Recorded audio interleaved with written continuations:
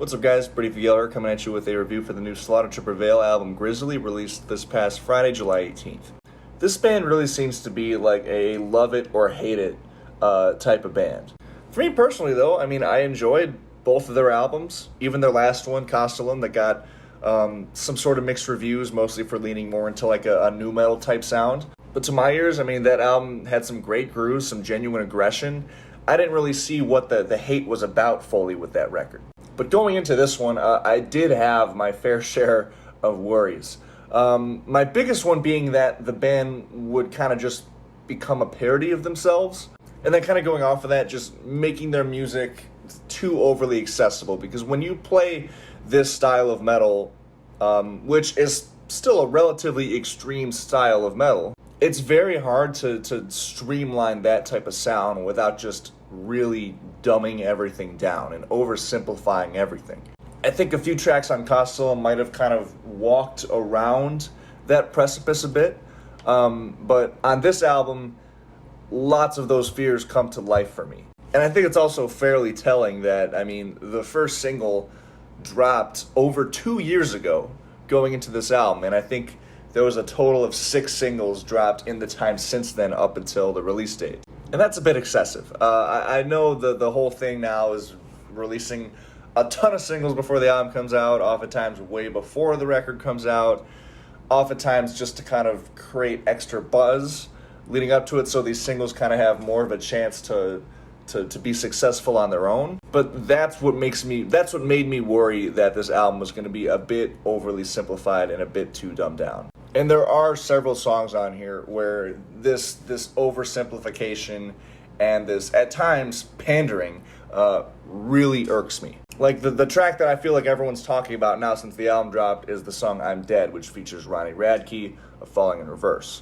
The song is just, it's a fucking mess. The verses, Alex Terrible, his vocal delivery sounds like Darth Vader breathing a centimeter away from the microphone. And then he goes into like those really unassuming, shrieky, gremlin-like, almost black metal-leaning high screams, which might have been a cool idea, but I just don't think that style of screaming works on a song like this. With this really impactful and percussive music under it, the vocals just sound, again, really, really unassuming. And this song, being one of the tracks on here that has a clean chorus, the melodies and Ronnie's vocal cadences don't really resonate with me. Like, I don't think this song is catchy. And then in that second stanza, Ronnie just blatantly rips off Slipknot and Corey Taylor, especially his vocal delivery on Iowa. How on that album, Corey kind of goes for like that really distant, cold, almost mumbly type vocal delivery. It works on that album. I don't find that it works on this song. And this is definitely one of the most nu metal leaning songs on here, just like purely nu metal. The riffing in this track is about as lazy as you can get. And there's also like that kind of half rap section that closes out the song that felt completely unwarranted. There's nothing I would like more than to be the guy that is loving this song, because I genuinely enjoy when I enjoy music that other people or the bulk of people seem to be disliking. But unfortunately, that did not happen here, and there's a few other songs on this album that irk me just as much. Another one being Song 3, featuring Baby Metal. And I'll be honest, I've never been able to get into baby metal. It's not my thing, to put it quite simply. But even aside from that, this is the most dumbed down song on the entire album. 90% of this song's lyrics is just counting 1, 2, 3. It's like the producer got all of Slaughter To Prevail and all of Baby Metal into one room and said, hey, I just want you guys for this song to make some catchy noises. And there's also that call out where Alex actually says Baby Metal. The majority of it is in Russian, but I assume it says something along the lines of like Slaughter To Prevail and Baby Metal as it kicks into the breakdown. I knew when I saw these bands working together on this song that it was going to be one of the tracks that just goes to be straight up gimmicky, and I really cannot get behind that at all. The only compliment I could really give this song is that it is catchy at parts. Actually, oddly enough, especially the Baby Metal parts, the verses there. But that's it. This song is as dumbed down as metal can possibly get. And that song really does see Slaughter To Prevail like performing as a full-on parody of themselves. I think the other song that does that is Russian Grizzly in America. I mean, just read the fucking title. But luckily, this song, at least musically and just how it sounds, I actually did enjoy. It's got a good main riff. It's got some cool high and low vocal layering in the chorus. And it's one of the songs on here that just goes for more of a straight up deathcore sound. The only other track that I found myself really, really not liking is the track Koschei. I don't know exactly how to pronounce it. But it's got a really dull main riff. It's got these kind of chanty verses, and overall the song felt really sluggish to me. And I actually laughed out loud when, after that kind of militant drumming break, you get Alex Terrible, that call out, just the lyrics. Let me just read these lyrics. You can kill me, I don't care. Hell exists, see you there. Oh. And the way he delivers it is in the style or in the cadence of like a nursery rhyme. It was one of the most corny moments I've heard in music this year. And it was probably like the biggest instance of just straight up pandering on this album. So as you can see, yeah, there's 3 songs on this album that I strongly dislike. And there's a few songs that just kind of don't do anything for me. They might have a cool moment here and there, but the majority of it is just a bit forgettable. 2 examples being the track Babeka, I think that's maybe how you pronounce it, and Viking, which is also a single. Babeka does have this pretty catchy, like, percussive guitar riff that leads the song, but there's a part later in the track with these really stripped back drums and these symphonics that just blatantly rips off Rammstein, but it doesn't sound good. There's like this folky pre-chorus section that I found to be a bit cheesy, and it tries to kind of get heavier at the end of the track by doing a tempo change and getting a lot slower, but it sounded a bit unconvincing. And then the track Viking just takes itself a little too seriously. I mean, with the crows in the intro, and Alex does those, like, what I wrote in my notes as rolling R gutturals. And it also has another final breakdown that I found to just be a bit sluggish and a bit boring. And there's also the sort of ballad attempt on here, Rodina, which I will say is another song that I just straight up don't like. The biggest issue for me with this song is that the moods in here just feel way too sprawling. Like, I feel like this song is trying to do too much. If they wanted to do a straight up ballad and melodic track, I think they should have just done that through and through, instead of trying to force the heavy parts in with it.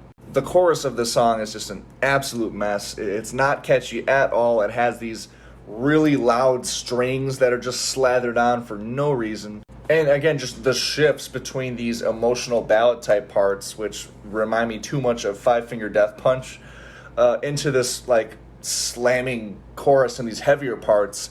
They don't work for me. They're too jarring of mood shifts. And then you have tracks like Conflict and Behelit, which were also both singles that aren't bad tracks. They didn't have as much that stood out.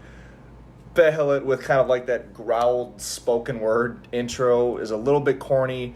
Although the Rammstein thing they do with the symphonics into that like catchy riff, it actually does kind of work there. The verses sound pretty good, and the clean chorus by Alex on this song actually kind of works. He actually sounds pretty good. And then Conflict just goes for like that straight up like beat down hardcore style of lyrics, which, I mean, I can't knock them a whole lot for that, just because it's just, they're so unapologetic about it. And now going into more like the positive feelings I have about this album, oddly enough, one of the songs that I respect maybe the most and actually somewhat enjoy is the track Lift That Shit.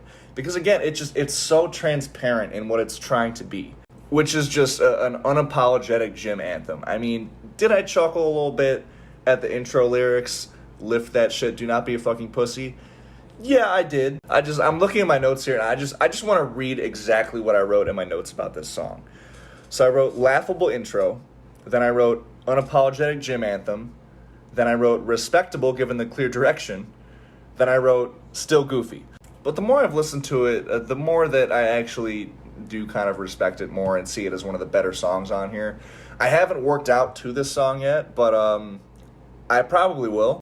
And then the last 2 tracks on here, too, that were both singles. First, we had Kid of Darkness, which is a song that I actually enjoyed a lot last year, to my surprise, because it does go for more of a straight-up nu metal sound for the majority of it. It has this chorus that's just, like, so overtly dramatic, but it goes so hard it actually works, and it actually executes that epic feeling that the band were going for with it. And most notably, the absolutely ridiculous call out and breakdown. That's actually the part that made me really nervous going to this album, because that is, again, really walking that fine line between Slaughter To Prevail being a parody of themselves and actually making good music.